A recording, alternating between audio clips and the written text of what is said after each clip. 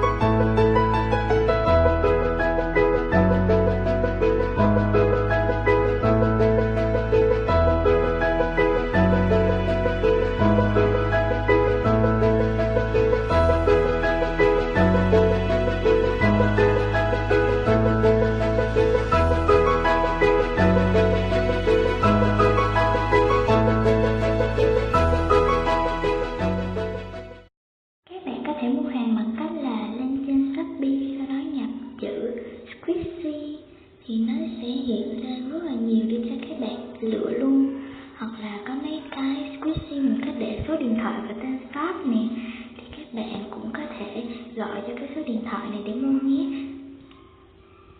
Còn bây giờ thì đã kết thúc video rồi, xin chào và hẹn gặp lại các bạn ở những video sau. Bye bye.